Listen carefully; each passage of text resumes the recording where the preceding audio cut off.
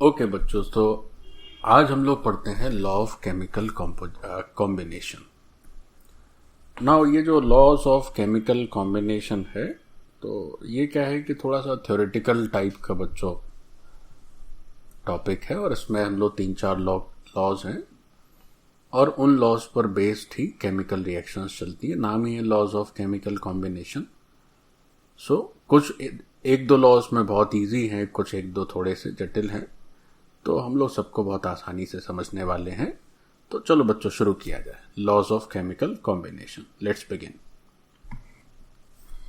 Okay बच्चों, तो in this lecture सबसे पहला जो लॉ हम लोग पढ़ेंगे दैट वुड बी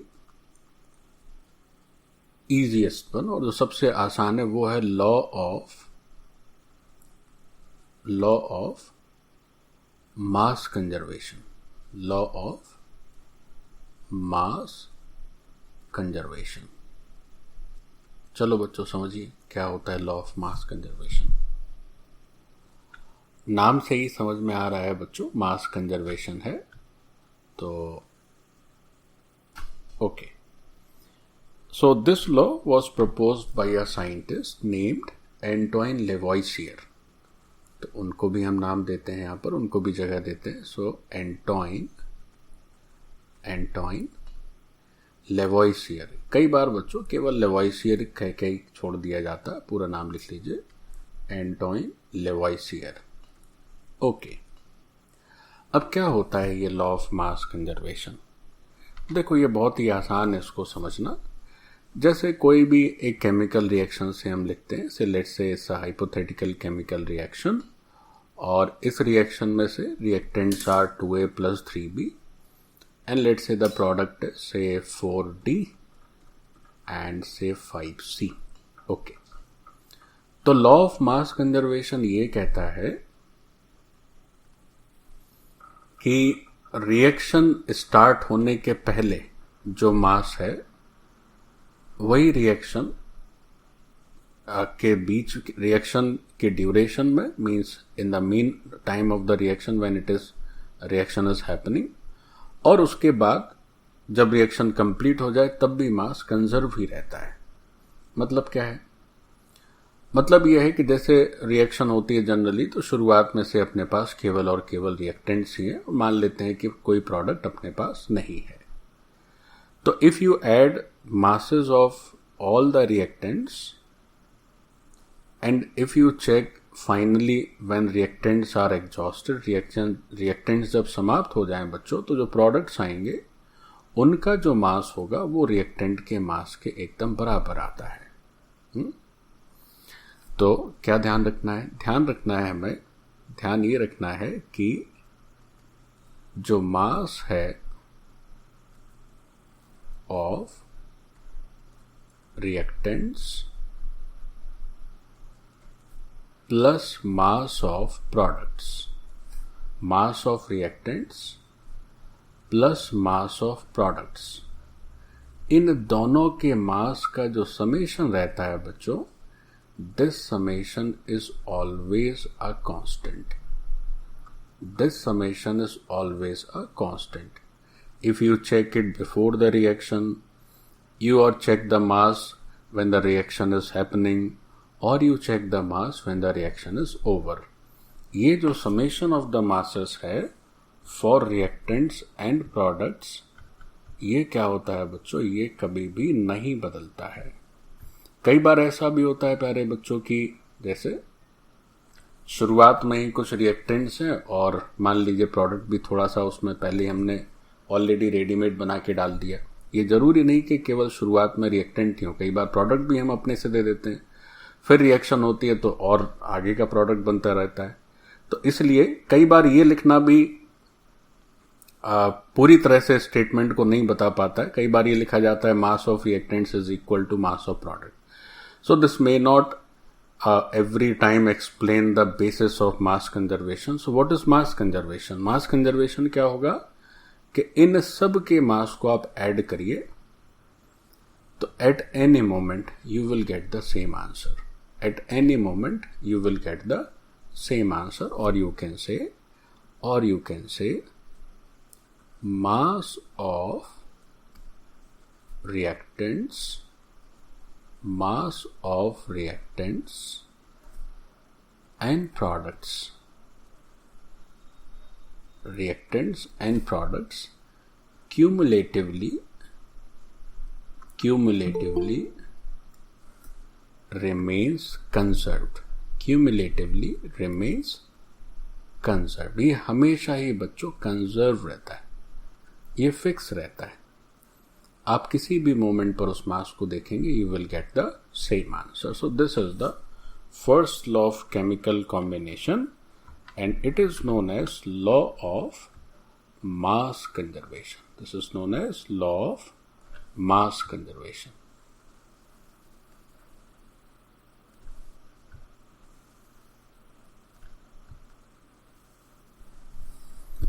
देखिए, इसी लॉ ऑफ मास कंजर्वेशन में एक और छोटी सी बात है, तो उसको भी हम जरा समझ ही लेते हैं। देखो क्या बात है। जैसे इफ इनिशियली बात हुई कि initially only reactants are present, only reactants are present, only reactants are present and they are consumed completely to form products, क्या हुआ प्यारे बच्चों कि शुरुआत में अपने पास केवल और केवल रिएक्टेंट्स ही हैं और वो पूरी तरह से एग्जॉस्ट हो जाते हैं प्रोडक्ट बनाते हुए।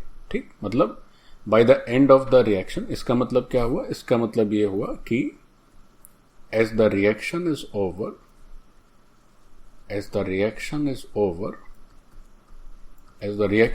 ओवर, तो हमारे पास बच्चों केवल प्रोडक्ट ही बचते हैं, है ना। ओनली प्रोडक्ट्स आर लेफ्ट, केवल प्रोडक्ट ही दिखेगा आपको।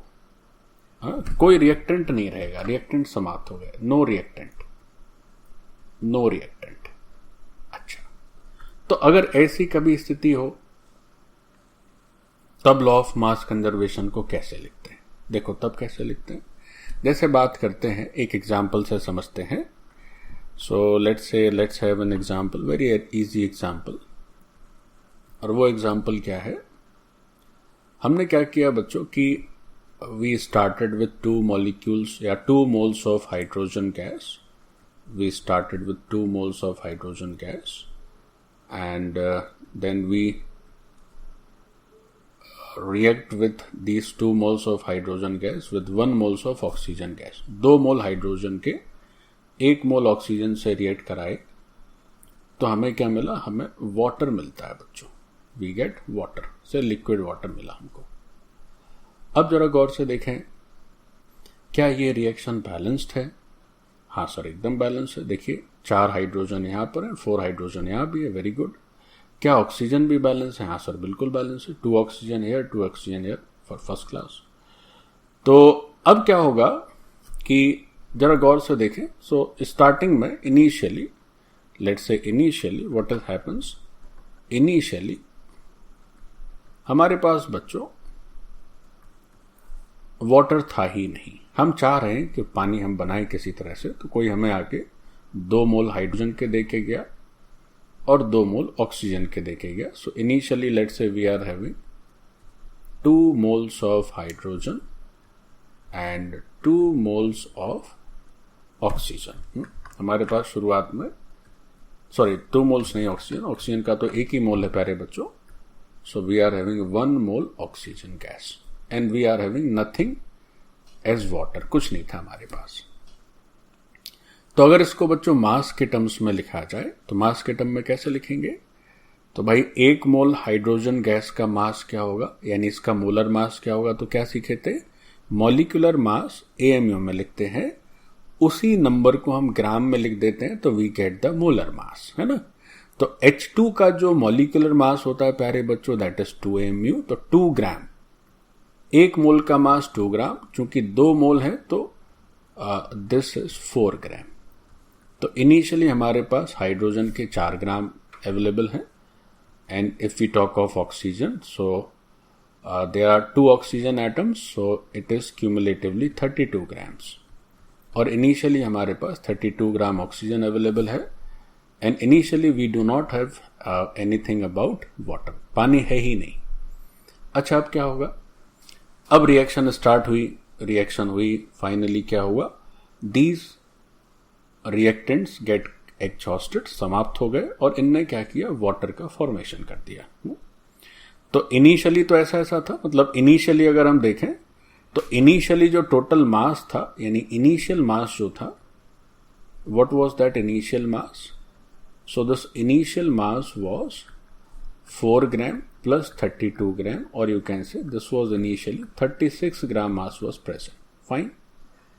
तो इसका मतलब ये है कि अगर ये मास कंजर्वेशन वास्तव में सही है, तो हमने ओवरऑल 36 ग्राम से स्टार्ट किया, और चूंकि 3600 ग्राम अपना समाप्त हो गया, तो ओवरऑल जो वाटर निकल के आया that must be equal to 36 gram. तो वो भी 36 ग्राम ही आना चाहिए। देखें क्या आता है। देखो बच्चों, जरा चेक करते हैं क्या वास्तव में हमारे पास प्रोडक्ट में भी 36 ग्राम आते हैं। बिल्कुल आएंगे। देखो, चलो बच्चों, अब बात करते हैं फाइनली क्या हुआ। तो यहां पर भी मैं उस रिएक्शन को रीराइट कर दे रहा हूं। So that was 2OH2 plus O2 and 2 molecules of water are being formed. Okay, so what happens finally? Nothing, no hydrogen is left with us, no oxygen is left with us. हमारे पास finally क्या हुआ? We get 2 moles of water. बच्चों, ये जो coefficient है यही moles हैं आपके।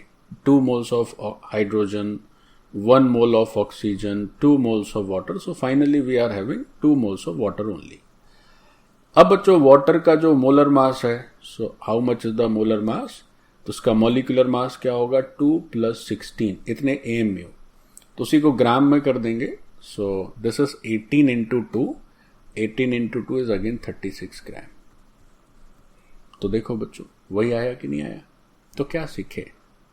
तो ये सीखे कि अगर ऐसी व्यवस्था है कि शुरुआत में केवल और केवल रिएक्टेंट ही है और बाद में केवल और केवल प्रोडक्ट ही है, reactions are fully consumed in the course of the reaction, तब फिर आप एक फॉर्मूला और यूज कर सकते हैं, that is total mass of reactants is equal to total mass of product.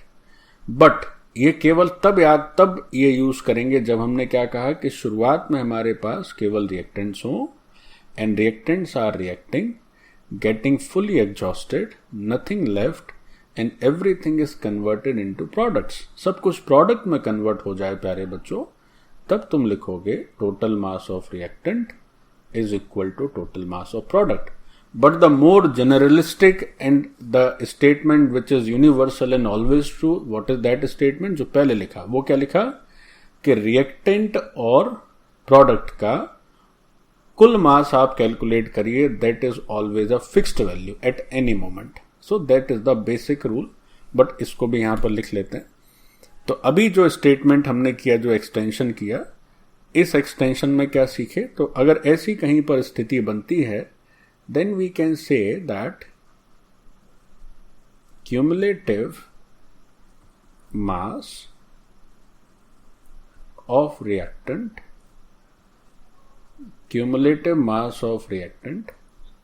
this is equal to cumulative mass of product. But this statement may not be always true. बच्चों, इस बात को ध्यान रखें। ये केवल कब सही होगा? जब शुरुआत में केवल और केवल रिएक्टेंट रहे और रिएक्शन होते होते वो रिएक्टेंट पूरा समाप्त हो जाए और कन्वर्ट हो जाए प्रोडक्ट में। इसलिए ये प्राइमरी स्टेटमेंट नहीं है ना? This is not always true.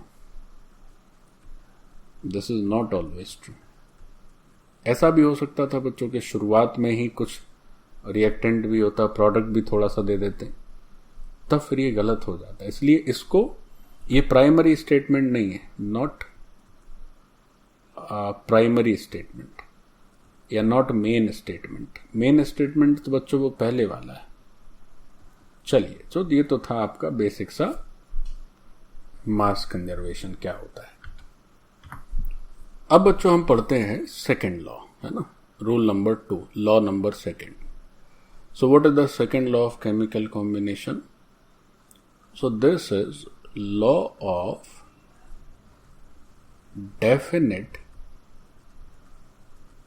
or you can say constant proportion. Law of definite, or you can say constant proportion. ठीक, देखो ये लॉ क्या कहता है। First was the easiest, that was law of mass conservation. वैसे आसान तो बच्चों सभी होता है, जो समझ में आ जाए वही आसान है, जो समझ ना पाओ वो कठिन है। किसी के लिए एक बात कठिन भी हो सकती है, वही बात दूसरे के लिए आसान भी हो सकती है। जो समझ पाए ना समझ पाए, इसका खेल है सारा।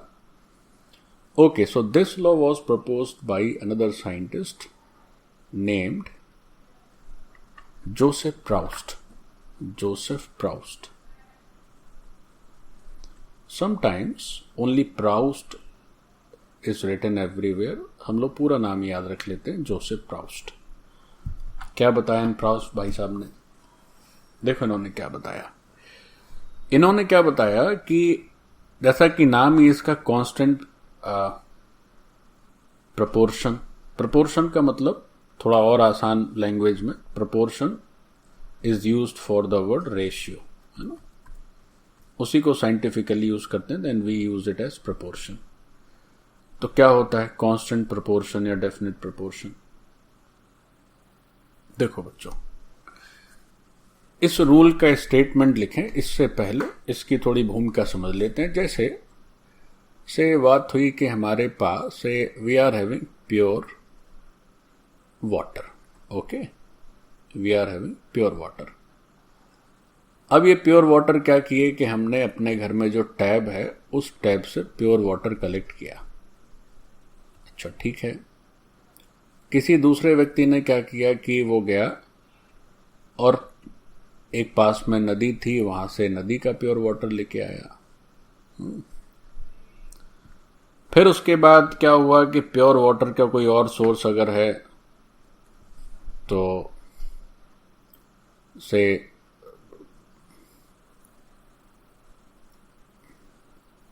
किसी तालाब का वाटर है, से पॉन्ड वाटर है, या मान लीजिए सी वाटर है, कहीं से भी प्योर वाटर कलेक्ट किए।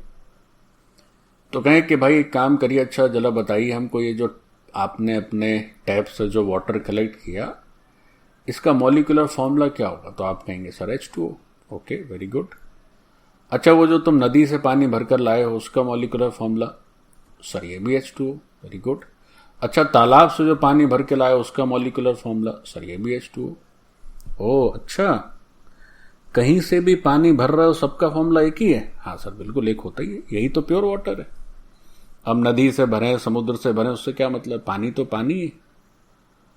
तो क्या source of the water doesn't matter anything? कहीं से भी आप पानी कलेक्ट करो, हर पानी का फॉर्मूला H2O ही होगा क्या?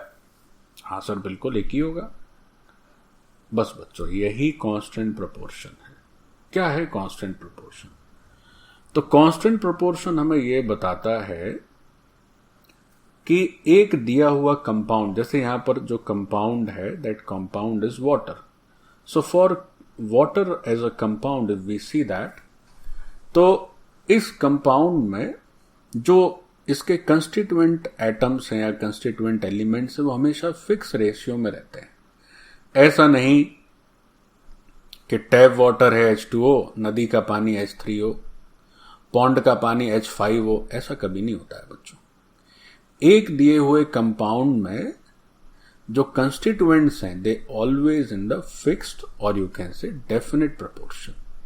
सो just this is the law of definite proportion. यही डेफिनेट प्रोपोर्शन है। आप कहें कि पानी हमने बनाया एक तरीके से तो H2 आया, हम दूसरे तरीके से पानी बनाएंगे तो वो H2O5 आ जाएगा ना, ऐसा नहीं होगा। If it is water, irrespective of the source, irrespective of the method of preparation, it is going to be H2O always. So this is the second law. Okay, so let's begin with the statement of this law. What this law states is statement. तो बच्चों ये law हमें बताता है, वही बताता है जो अभी हम बता रहे थे आपको, उसको थोड़ा सा टेक्निकल लैंग्वेज में लिख लेने का है। तो स्टेटमेंट इस तरह से लिखेंगे प्यारे बच्चों कि a given compound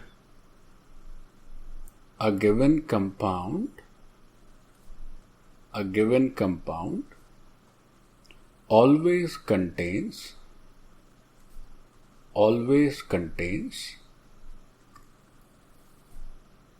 exactly the same proportion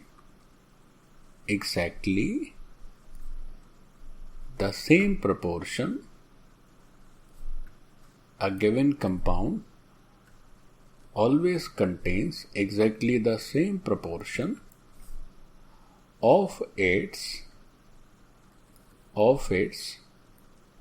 constituent elements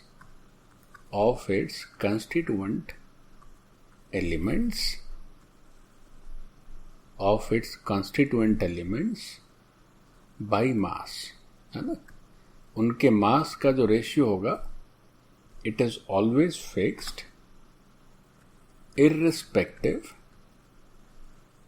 irrespective of source, मतलब जहां से आपने वो कंपाउंड कलेक्ट किया, और मेथड ऑफ प्रिपरेशन, और यू कैन से मेथड ऑफ प्रिपरेशन। ठीक है, तो आप कहीं से भी वो कंपाउंड कलेक्ट करें या कैसे भी उसको बनाए, its constituents ratio by mass is always fixed. So this is the law of fixed proportion or constant proportion or definite proportion. इस लॉ का अगर हम एग्जाम्पल लिखना चाहें तो पानी का एग्जाम्पल कर लेते, अभी बात हो ही रही थी। तो से water molecule, so the water molecule is H2O।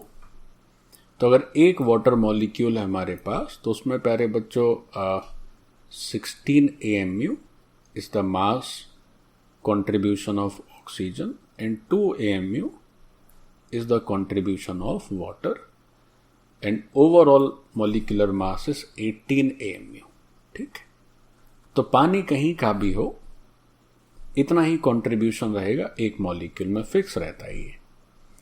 तो भाई अगर मास हाइड्रोजन की बात करें and divided by mass of oxygen की बात करें बच्चों, so how much we are getting, it's 2/16, और you can say we are having a fixed ratio of 1:8।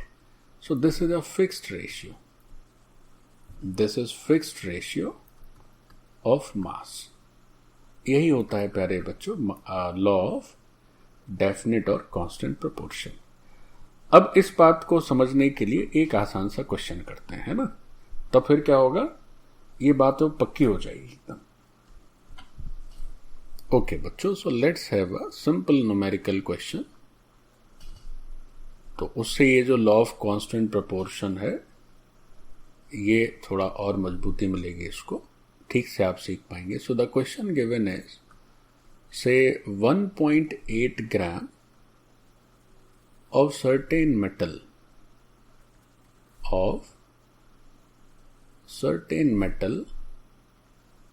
is burnt in oxygen,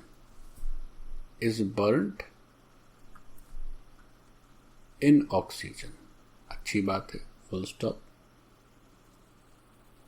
it gives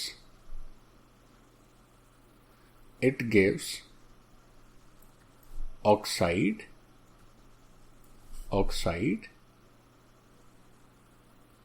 having mass say 3 grams. Okay, so this is the first portion of the question. क्या है, एक metal का कुछ मास दिया था अपने को बच्चों, दैट वाज 1.8 ग्राम. उसको ऑक्सीजन के साथ हमने गर्म किया, बर्न किया तो ऑक्सीजन के साथ जब मेटल बर्न होता है तो उसकी ऑक्साइड मिलती है, और उस ऑक्साइड का मास दे दिया कि 3 ग्राम आए. सो this is the first part of the question. अच्छा, फिर now comes the second part. What is the second part? Second part is that 1.5 gram of same metal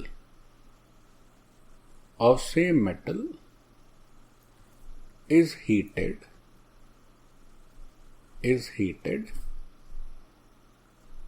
in steam and gives say 2.5 gram of its oxide. Okay, full stop. ये दूसरा हिस्सा है बच्चों कि उसी metal का एक दूसरा mass we took and heated with steam, तो हमें कुछ और मास मिला उसी के ऑक्साइड का. सो दोनों बार में ऑक्साइड ही बन रही है. पहली बार हम लोग ऑक्सीजन के साथ बर्न कर रहे हैं, दूसरी बार उसको सेकेंड चांस में उसको स्टीम के साथ हीट कर रहे हैं. अब पूछा गया है show that these results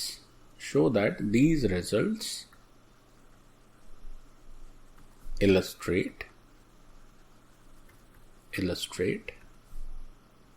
law of definite proportion. हमें ये बताना है प्यारे बच्चों कि ये जो अपने दोनों एक्सपेरिमेंट्स हुए, इनसे जो रिजल्ट आया, ये जो ऑक्साइड का फॉर्मेशन हुआ, these two experiments confirm the law of definite proportion. So this is the required in this question.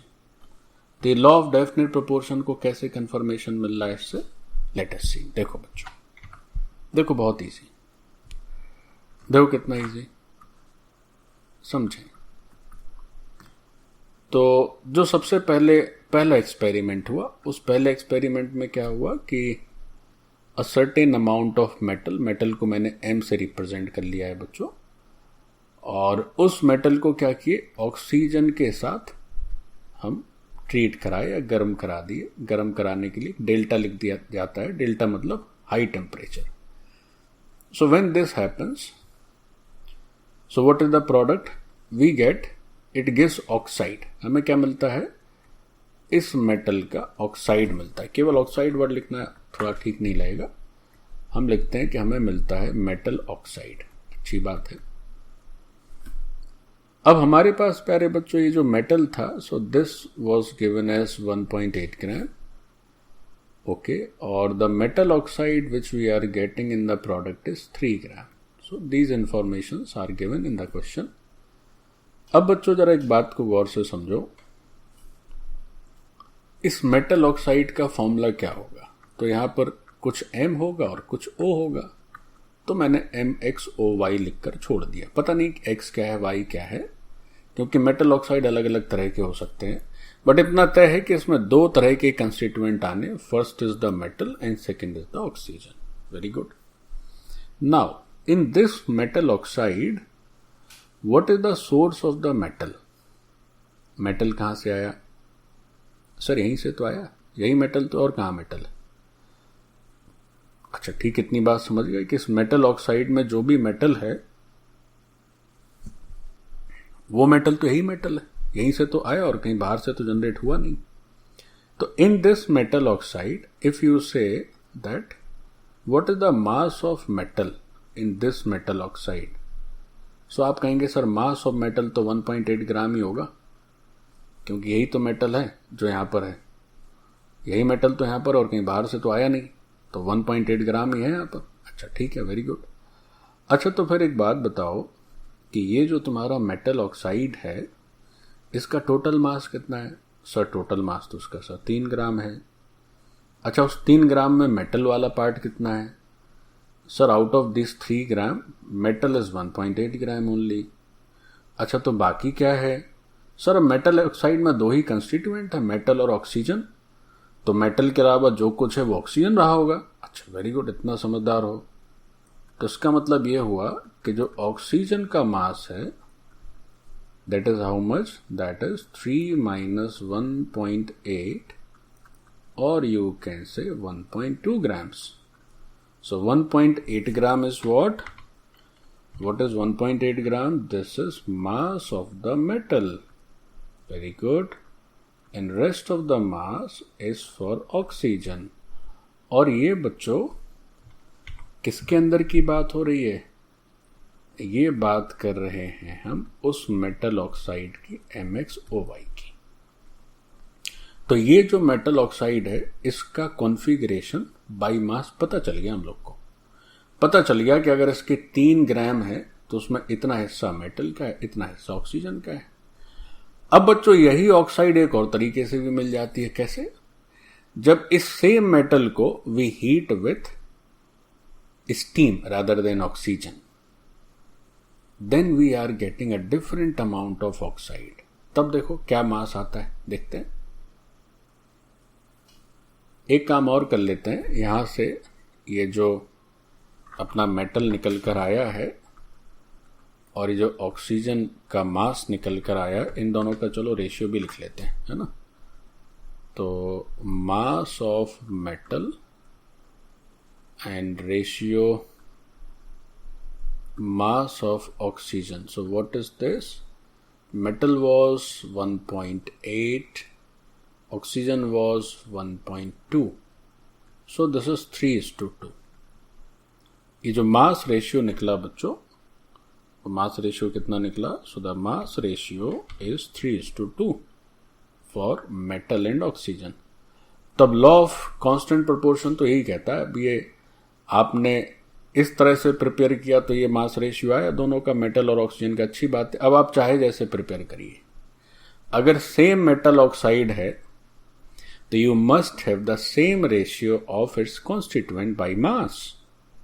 यानी कि जो दूसरा प्रिपरेशन मेथड है स्टीम के साथ, उससे भी हमें यही रेशियो मिलना चाहिए। सो this is all about the question.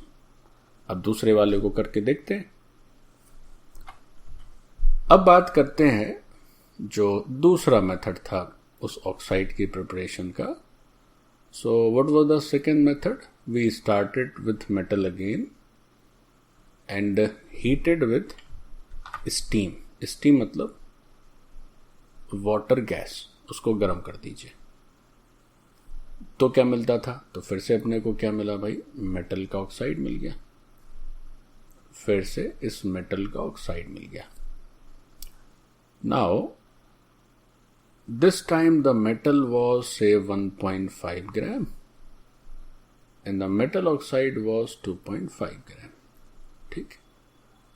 अब फिर देखो बच्चों, इस मेटल ऑक्साइड की अगर बात करी जाए, let's say this is again MxOY, तो इस मेटल ऑक्साइड में जो मेटल आया वो कहां से आया?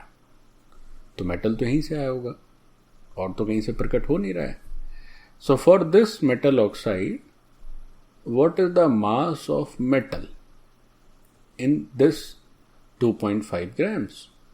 So you would say, so the mass of metal is 1.5 gram.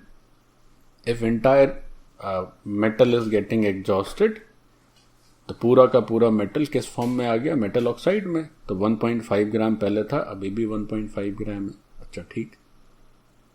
So this is mass of the metal. अब इस ऑक्साइड में ऑक्सीजन कितना है?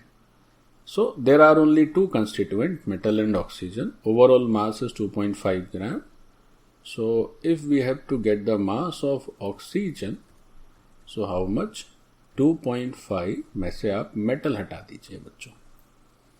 सो ऐसा करने पर we are getting just 1 gram oxygen. तो हमारे पास 1.5 ग्राम मेटल है और हमारे पास 1 ग्राम ऑक्सीजन है। अच्छा ठीक है। अब ये जो दूसरे मेथड से हमने प्रिपेयर किया अपना metal oxide, so let's get the mass ratio. तो अब बच्चों हम मास रेशियो कैलकुलेट करते हैं किसका, मेटल का, और divided by the mass of oxygen. तो मेटल का मास अगर 1.5 ग्राम है तो ऑक्सीजन का मास 1 ग्राम है, और इसको आप सिंप्लीफाई करेंगे सो यू आर गेटिंग 3/2। तब जरा समझो, अभी जो थोड़ी देर पहले मास ऑफ मेटल और मास ऑफ ऑक्सीजन किए थे फर्स्ट प्रिपरेशन मेथड से, सो that was also 3/2 and this is also 3/2। तो क्या हमने लॉ ऑफ कांस्टेंट प्रोपोर्शन को प्रूव कर दिया? तो जवाब है हाँ सर, बिल्कुल कर दिया। यही तो होता है कांस्टेंट प्रोपोर्शन। हम चाहे जैसे एक कंपाउंड बनाएं, चाहे जैसे उसको किसी भी रिसोर्स से खोल कर निकालें, चाहे कुछ करें, if it is that compound it means it is having the same ratio of its constituent. तो हमारे इसमें आंसर में हमें क्या लिखना होगा? हमें आंसर में लिखना होगा as we are getting same mass ratio of metal and oxygen by both preparation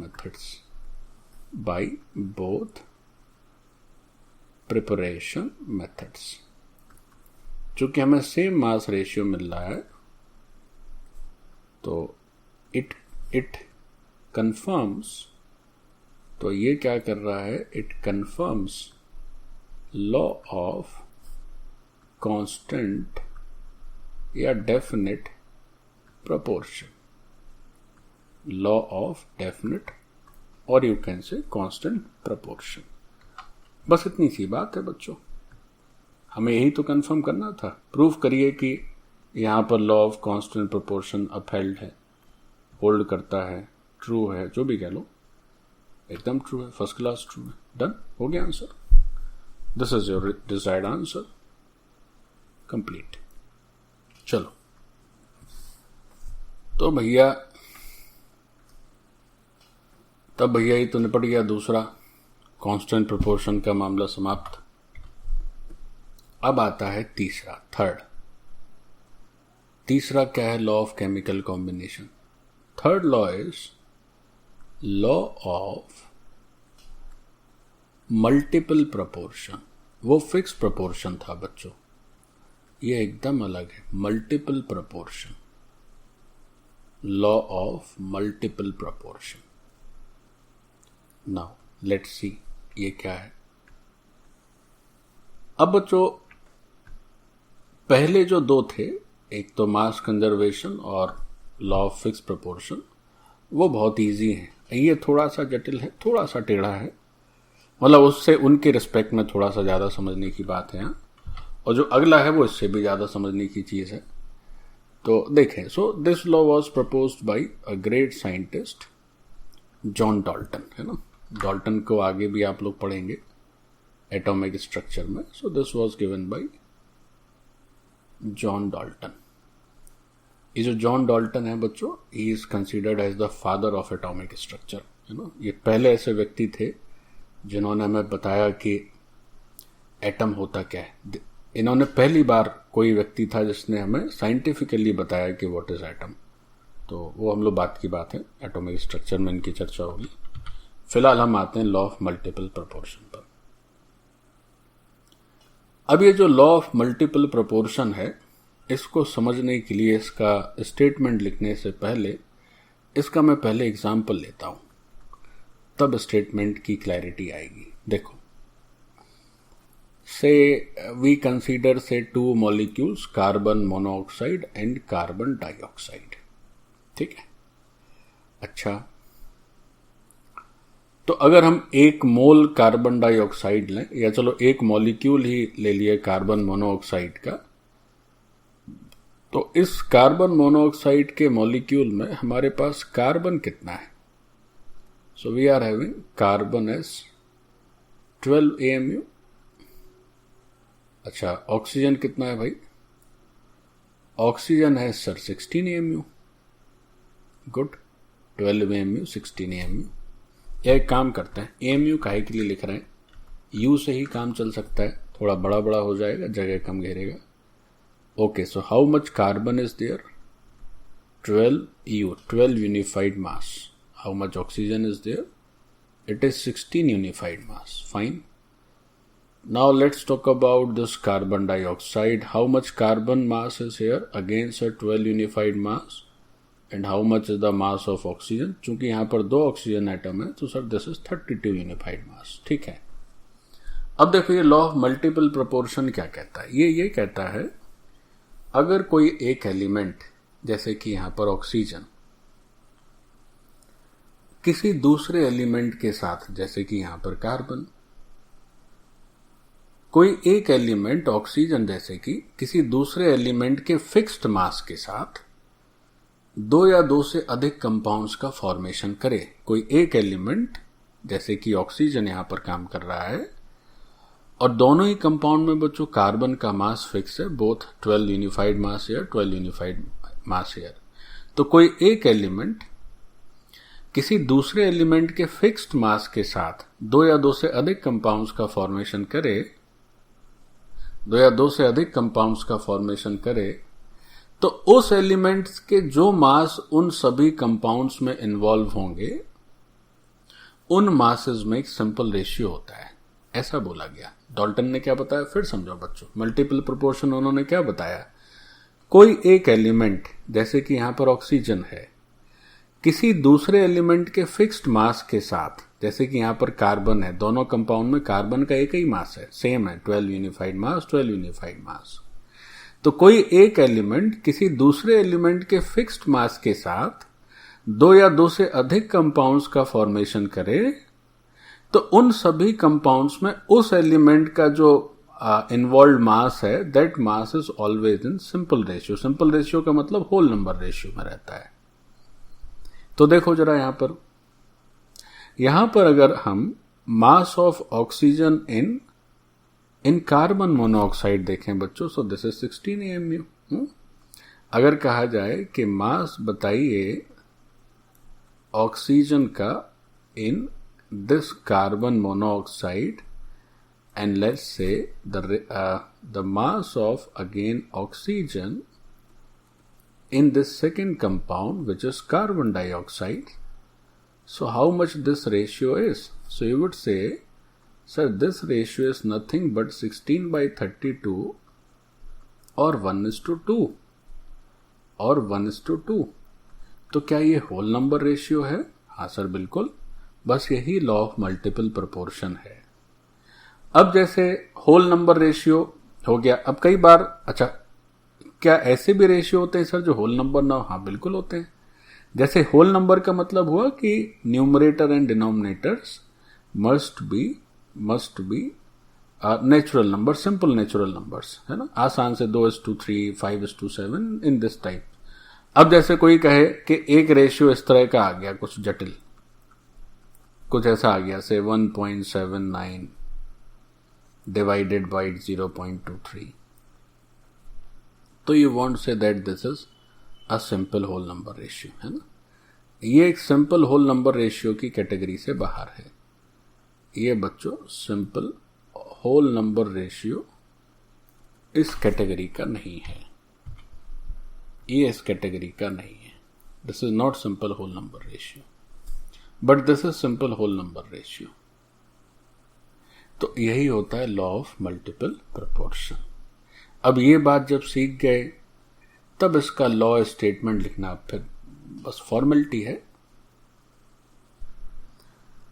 अब कोई कहे कि सर एक काम करिए, ये जो आप इसको कह रहे हैं कि सिंपल होल नंबर रेशियो नहीं है, सर डेसिमल हटा दीजिए, ऊपर से नीचे से भी हटा दीजिए।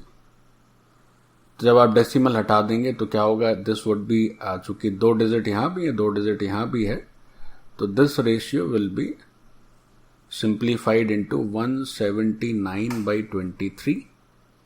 अब तो सर ये देखिए फर्स्ट क्लास होल नंबर लग रहा है, आप कह रहे हैं होल नंबर रेशियो नहीं है। तो बच्चों होल नंबर रेशियो नहीं इसलिए कहा कि मैंने, अब ऐसा हो सकता है कि यहां पर भी जो है ये नॉन टर्मिनेटिंग वैल्यू हो, यहां भी कुछ कुछ आता रहे, यहां भी कुछ कुछ आता रहे, जिसको हम लोग सिंपल होल नंबर रेशियो में कन्वर्ट ना कर पाए। इस तरह के रेशियो, जैसे से ऊपर पाई लिख दिया, पाई विच इज 3.14 और ये नॉन टर्मिनेटिंग खत्म ही नहीं होता है, तब फिर वो सिंपल होल नंबर रेशियो की कैटेगरी से बाहर हो जाएगा बच्चों। अगर केवल 1.79 और 0.23 तब तो होल नंबर रेशियो आ ही जाएगा, लेकिन यहां पर ये सब नॉन टर्मिनेटिंग टाइप की वैल्यू रही होंगी कि इसको आप जो है आगे सिंप्लीफाई नहीं कर सकते, then it is simple whole number ratio. Okay, तो ये भी एक बात क्लैरिफाई करना जरूरी है, नहीं तो मन में आ ही सकता है सर ये भी तो इंटीजर हो गया, ये भी तो सिंपल होल नंबर हो गया। नहीं बच्चों, ये सिंपल होल नंबर नहीं होगा तब की बात है, मतलब सिंपल होल नंबर रेशियो नहीं होगा तो इस तरह के रेशियो नहीं आने चाहिए जिनको हम सिंप्लीफाई नहीं कर सकें, और जिनको सिंप्लीफाई करके लिख सकें उस तरह के रेशियो आते हैं। सो this is proposed by John Dalton. चलो प्यारे बच्चों, तो अब हम लोग ये जो मल्टीपल प्रोपोर्शन के विषय में जानकारी हुई इसको लिख लिया जाए। होता क्या है, ये स्टेटमेंट इसका क्या होगा, तो कैसे लिखेंगे इसको? स्टेटमेंट फॉर्म में इस तरह से लिखा जाएगा, when one element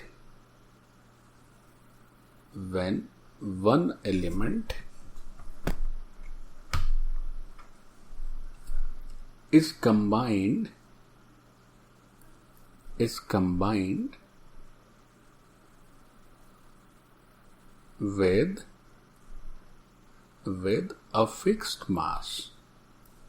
with a fixed mass, of another element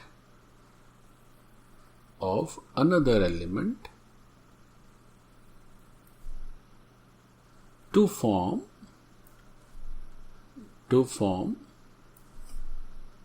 two or more compounds, कम से कम दो या उससे अधिक, two or more compounds,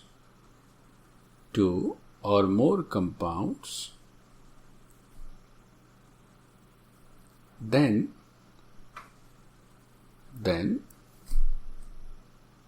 mass of that element,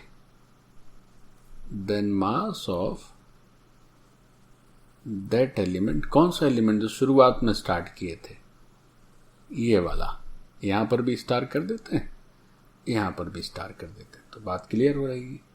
so mass of that element in all the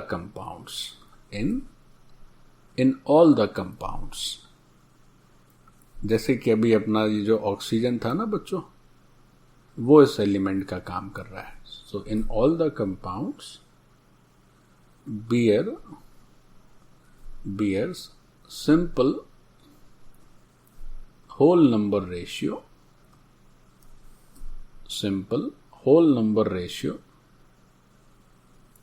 with one another,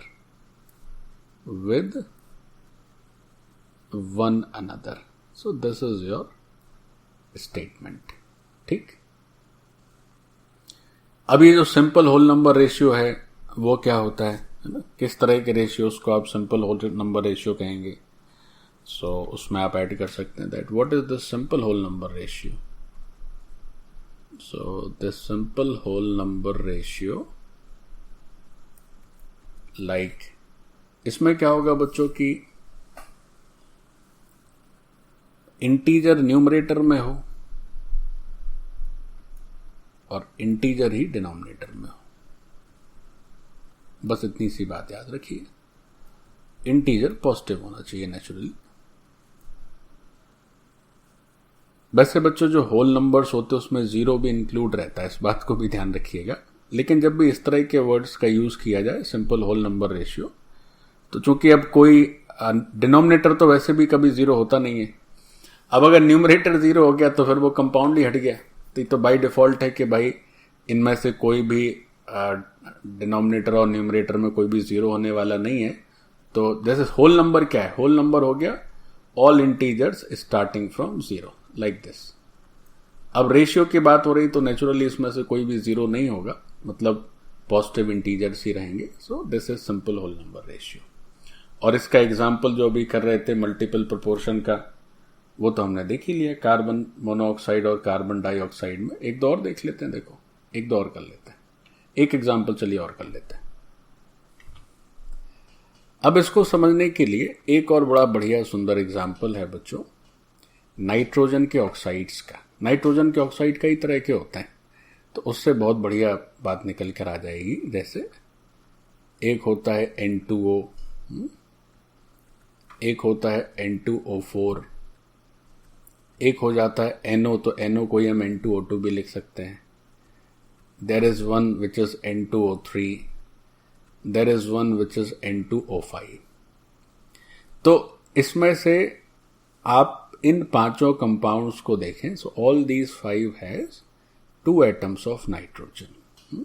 all these 5 have 2 atoms of nitrogen. तो जितने भी nitrogen है उन सब का मास तो 28 यूनिफाइड मास हो ही गया बच्चों। एक नाइट्रोजन मीन्स 14 U और there are 2 nitrogen, so 28 U. Now if you look at oxygen, so this is 16 into 4, this is 64, and this is 32, this is 48, and this is 80, है ना। बीच में थोड़ा एक ऑब्लिक का साइन दे देते हैं तो डिफ्रेंशिएट होता रहेगा कि ये नाइट्रोजन और ऑक्सीजन की बातचीत है, ठीक। Now if you look at all 5, तो बच्चों सेम मास ऑफ नाइट्रोजन है।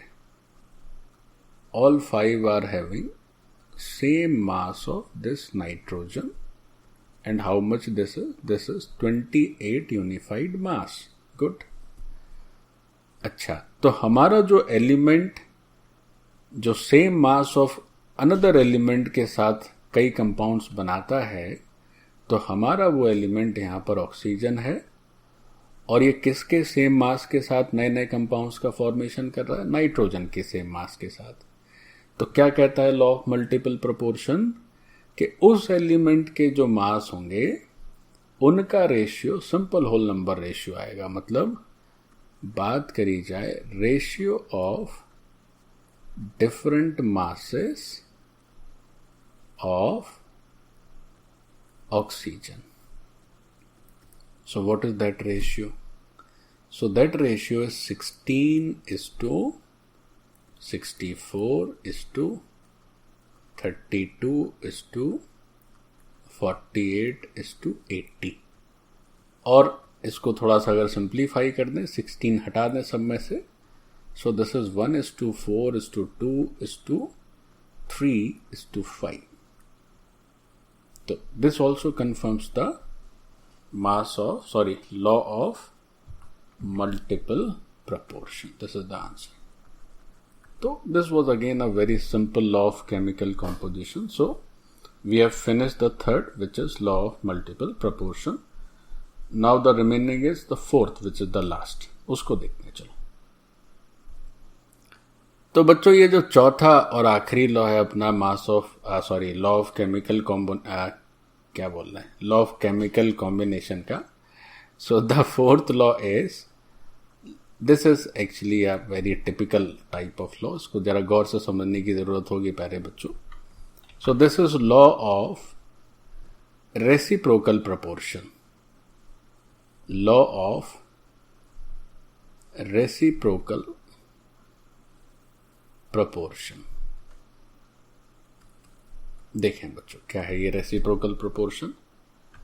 This law was proposed by another scientist named Jeremias Richter. इनका पूरा नाम क्या था बच्चों? जेरेमियस रिचर। तो रिचर ने देखो क्या बताया। अब अगेन इस लॉ को समझने के लिए पहले हम एक एग्जाम्पल से आपको समझाते हैं, तब फिर आप इस लॉ को समझ पाइएगा। देखिए, तो ये जो लॉ ऑफ रेसिप्रोकल प्रोपोर्शन है, ये मल्टीपल प्रोपोर्शन का चाचा है, आप ऐसे कह सकते हैं ना। उससे एक पीढ़ी ऊपर है, एक स्टैंडर्ड ऊपर है। क्या था इसमें? वहां पे क्या था बच्चों? 2 एलिमेंट्स की बात थी, यहां 3 एलिमेंट्स हैं। देखो क्या है,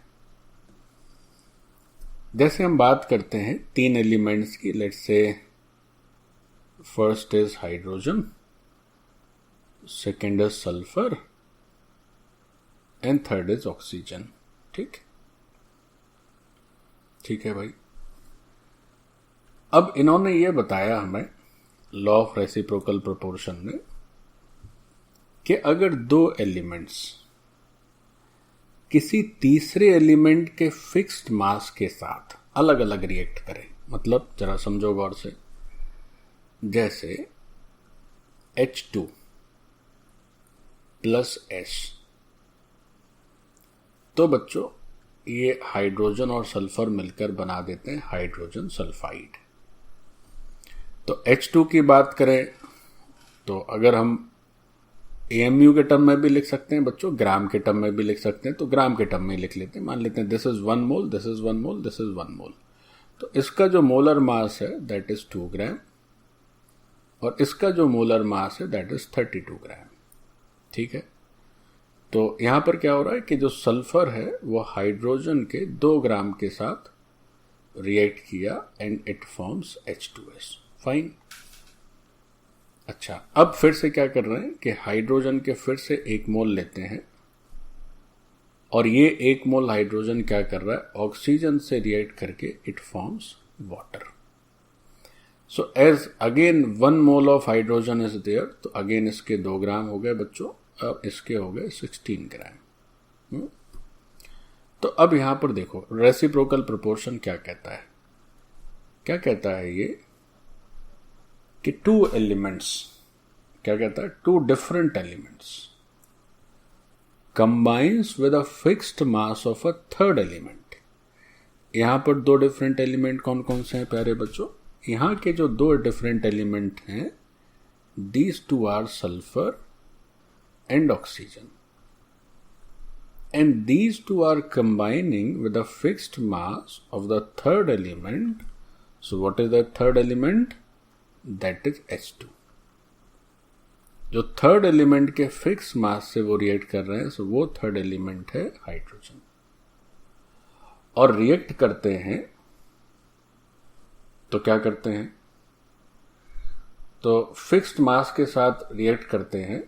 तो ये बताया कि तो उनका जो मास है उसका जो रेशियो आएगा, तो उसका रेशियो यहां पर क्या हो गया 32/16 यानी 2:1। तो एक स्टेटमेंट ये होगा। अच्छा, अब जब वो क्या करें, खुद आपस में रिएक्ट करें, यानी सल्फर और ऑक्सीजन जब आपस में रिएक्ट करें तो उस समय उनका जो मास रेशियो होगा वो या तो इस रेशियो के एकदम बराबर या इसका सिंपल मल्टीपल होगा। देखो कितना जटिल है बच्चों, फिर समझो, एक बार समझ आ जाएगा तो बात एकदम पक्की दिमाग में बैठ जाएगी। देखो एक बार तो क्या हो रहा है बच्चों, ये हाइड्रोजन और सल्फर आपस में क्या कर रहे हैं, these 2 are combining to form H2S। Fine.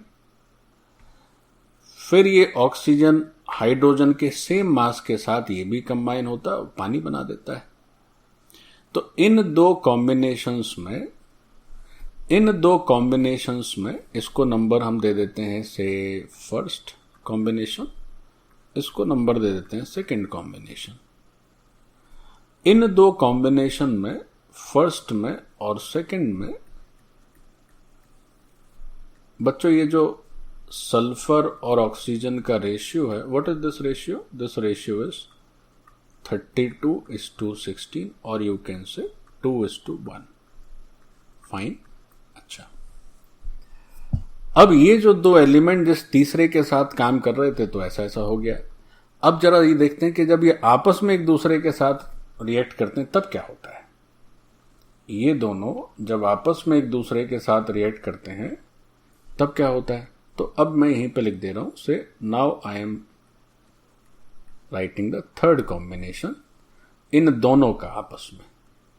तो ये दोनों बच्चों सल्फर और ऑक्सीजन आपस में रिएक्ट करते हैं, देन दे फॉर्म SO2। तो बच्चों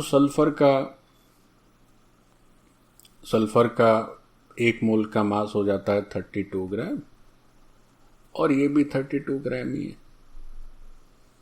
तो अब यहां पर अगर देखें सल्फर और ऑक्सीजन का जो रेशियो है mass ratio, what is this mass ratio? So this mass ratio is 32:32 और यू कैन से 1:1।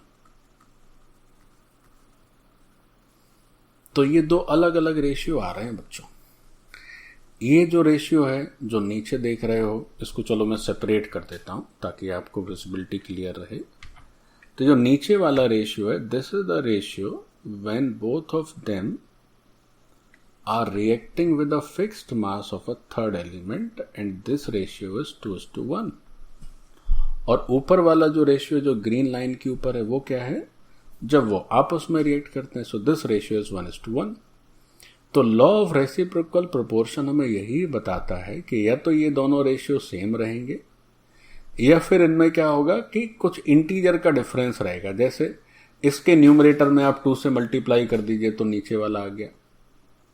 तो either these two are identical और मल्टीपल ऑफ ईच अदर, है ना, integral multiple of each other, you can say like this. इस ratio में 2 से multiply कर दो तो ये आ गया। कोई ऐसा भी कह सकता है कि इसमें भाई ऐसा करिए 2 से डिवाइड कर दीजिए तो ऊपर वाला आ जाएगा।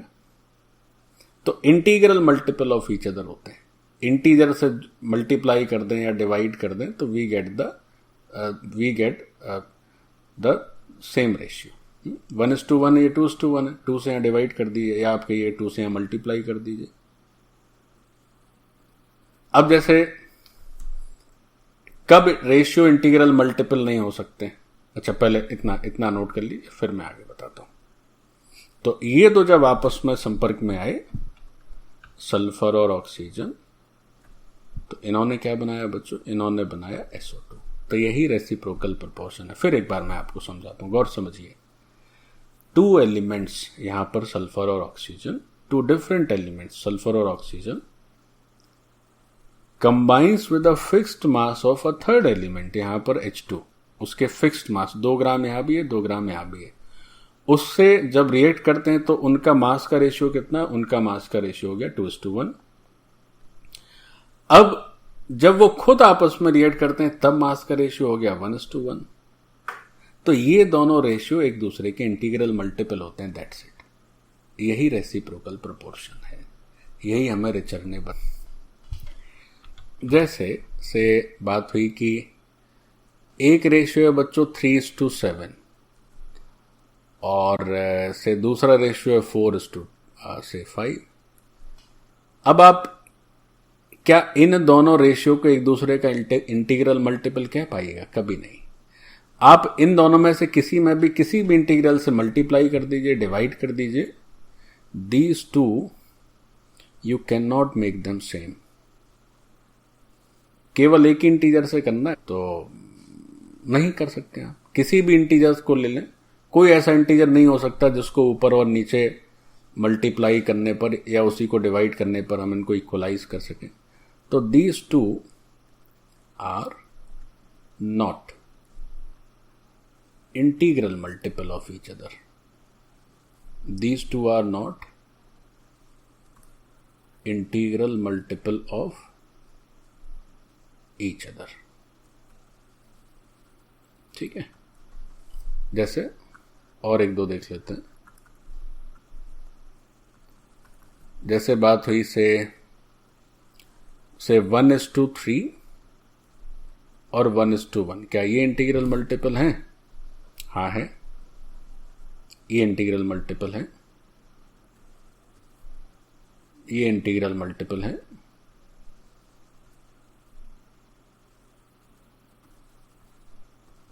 अच्छा, जैसे एक और ले लेते हैं 1:3 और 2:3, क्या ये इंटीग्रल मल्टीपल है? हाँ, ये भी है। कैसे? You multiply this first ratio by 2 in numerator, you will get them same. Same करने के लिए एक इंटीजर से मल्टीप्लाई या डिवाइड करना है, सेम हो जाए तो हम कहेंगे integral multiple. Okay, so this was the basic description of law of reciprocal proportion. Now let us right it in words. इसका स्टेटमेंट लिखते हैं। Okay, so let's see the statement.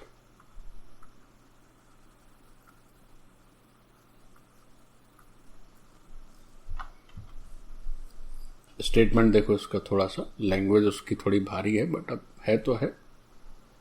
So when two different elements, when two different elements are combined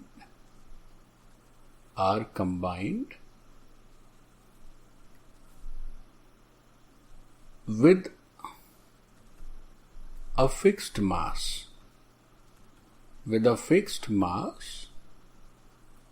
of third element, यहां पर तीसरा element कौन सा था बच्चों? H2, hydrogen. तीसरे एलिमेंट के फिक्स मास के साथ जब वो कंबाइन होते हैं, then ratio of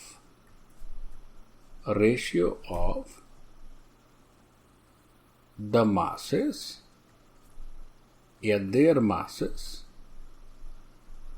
ratio of their masses in which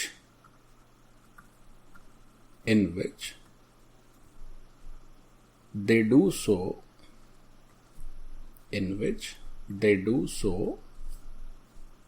is same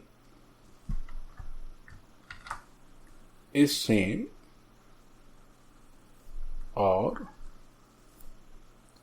simple multiple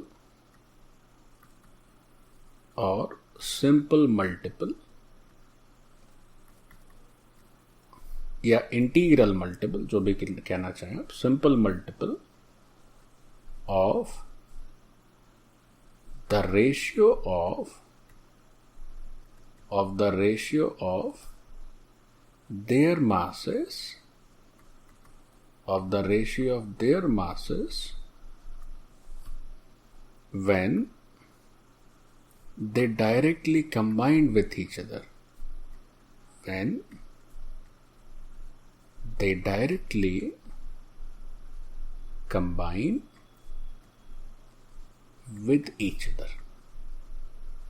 With each other.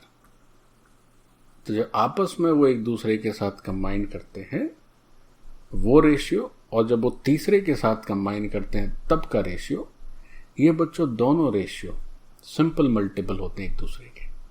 यही आपका रेचर का बताया हुआ रेसिप्रोकल प्रोपोर्शन है. तो अभी जैसे हम लोगों ने हाइड्रोजन, सल्फर और ऑक्सीजन वाला एग्जाम्पल किया था, अब देखो एक और कर लेते हैं, या एक मैं आपको 3-4 क्वेश्चन दे देता हूं और फिर देखते हैं कि उसमें से कौन सा इस रेसिप्रोकल प्रोपोर्शन को ट्रूली प्रूफ करता है. Let us see. ओके, तो क्वेश्चन करते हैं. क्वेश्चन ऐसे पूछा गया है कि in which of the following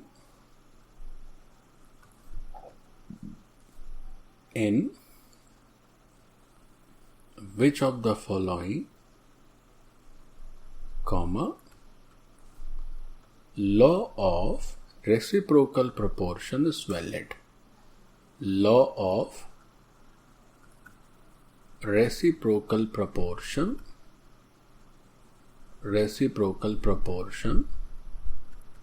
is valid. किसमें ये वैलिड है रेसिप्रोकल प्रोपोर्शन? देखो भाई, से वी आर गिवन विथ से 5 ऑप्शन,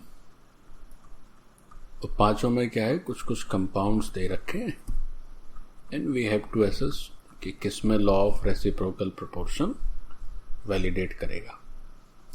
सो पहले में जो कंपाउंड्स हैं, these are NH3 which is ammonia, nitrogen dioxide and dinitrogen oxide. दूसरे में दे रखे हैं इसे sodium iodide, sodium chloride and sodium bromide. The third part is hydrogen sulfide, sulfur dioxide or water. The fourth part is carbon disulfide, sulfur dioxide and carbon dioxide. In the fifth part, 3 compounds given are methane which is CH4, CO2 which is carbon dioxide and water. चलो हमें ये देखना है कि इनमें से कौन सा ऐसा है जो रेसिप्रोकल प्रोपोर्शन के लिए फिट बैठता है। तो फिर समझिए रेसिप्रोकल प्रोपोर्शन में क्या होता है, एक बार दो अलग अलग एलिमेंट्स तीसरे एलिमेंट के सेम मास के साथ रिएक्ट करते हैं। जैसे ये तो होना ही होना है आंसर, क्योंकि ये तो अभी सीख के आए ना थोड़ी देर पहले, यही तो एग्जाम्पल हम लोगों ने सीखा था। क्या हो रहा था कि H2 के 2 ग्राम के साथ सेम मास के साथ पहले सल्फर और ऑक्सीजन अलग अलग रिएक्ट किए और फिर वही आपस में रिएक्ट कर लिए। तो ये तो लॉ ऑफ रेसिप्रोकल प्रोपोर्शन को एकदम वैलिडेट कर रहा है। अच्छा यहां देखो, इन फर्स्ट क्वेश्चन अगर आप यहां से देखें कि भाई नाइट्रोजन का सेम मास है, ठीक है, अच्छी बात है। तो हाइड्रोजन ने नाइट्रोजन के सेम मास के साथ और ऑक्सीजन ने भी उसी मास के साथ रिएक्ट करके दो अलग अलग कंपाउंड का फॉर्मेशन किया। तो बच्चों जो तीसरा कंपाउंड होना चाहिए वो होना चाहिए था हाइड्रोजन और ऑक्सीजन का, क्योंकि तीसरी बार तो वो खुद आपस में रिएक्ट करते हैं ना, लेकिन यहां तीसरी बार फिर से नाइट्रोजन और ऑक्सीजन करा दिए। तो ये तो कभी भी रेसिप्रोकल प्रोपोर्शन के लिए उपयुक्त नहीं है। तो कोई पूछे क्यों उपयुक्त नहीं है, तो आपको कहना चाहिए कि जो थर्ड कंपाउंड होना चाहिए वो नाइट्रोजन डाइऑक्साइड जो लिखा है उसकी जगह क्या होना चाहिए था, उसकी जगह होना चाहिए था H2O। यानी कि पहले तो क्या हो रहा है कि हाइड्रोजन और ऑक्सीजन नाइट्रोजन के फिक्स्ड अमाउंट के साथ रिएक्ट कर रहे हैं। अब तीसरी बार में वो खुद भी रिएक्ट करेंगे ना, तो H2O बनाएंगे, जबकि लिख दिया N2O।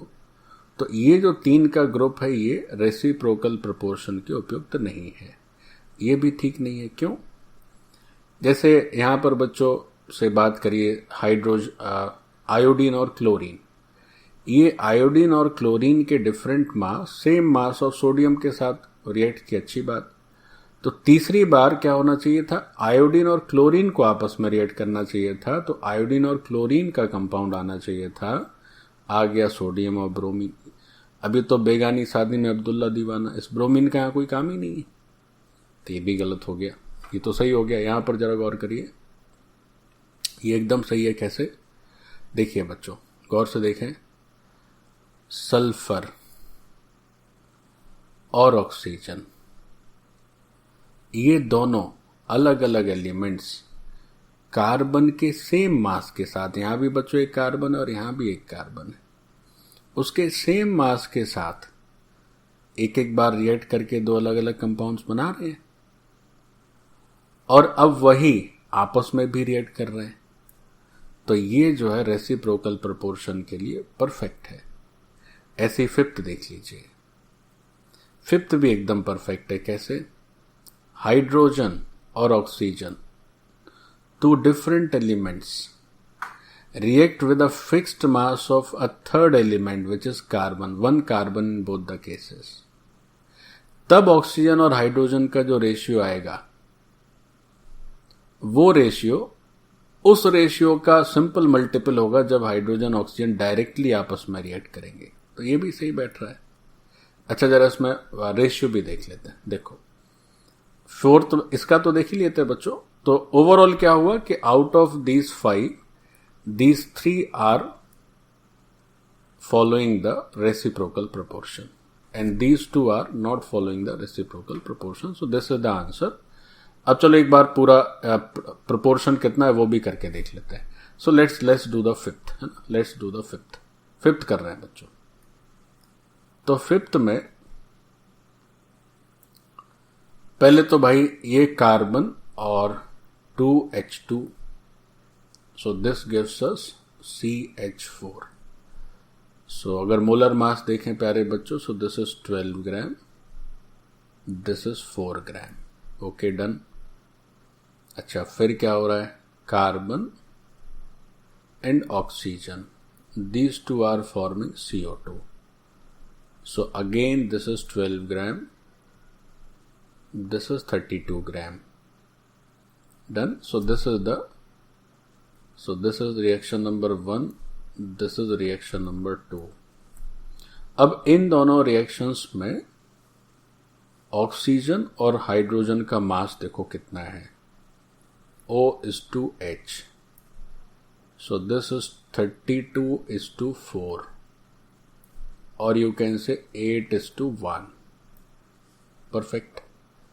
यहां नीचे स्पेस नहीं है तो मैं यहीं लिख दे रहा हूं. Now in the third reaction, these two different elements, जो कि पहले दो रिएक्शन में एक थर्ड एलिमेंट के सेम मास के साथ ट्रीट कर रहे हैं, अब वो तीसरी बार क्या करते हैं, आपस में डायरेक्टली रिएक्ट करते हैं. So the third reaction is that H2 या 2H2 plus O2. This gives 2H2O. So अब इसका मास है 4 ग्राम और इसका 32 ग्राम. तो for this third reaction, if you talk about the mass of oxygen and hydrogen, तो बच्चों ये 32:4. अरे ये तो बढ़िया हो गया, ये तो एग्जैक्टली सेम आ गया. लेकिन जरूरी नहीं बच्चों के एग्जैक्टली सेम ही आए. We may have different value, and by multiplying with an integer we can get these two ratios as perfectly identical to each other, but by chance ये तो बहुत ही सुंदर हो गया कि एकदम सेम ही आ गया. So this is all about the reciprocal proportion, which is the fourth law of chemical composition, chemical combination. So with this we studied 4 different laws of chemical combination. So this lecture is very important, प्यारे बच्चों, and this part is over. Thank you.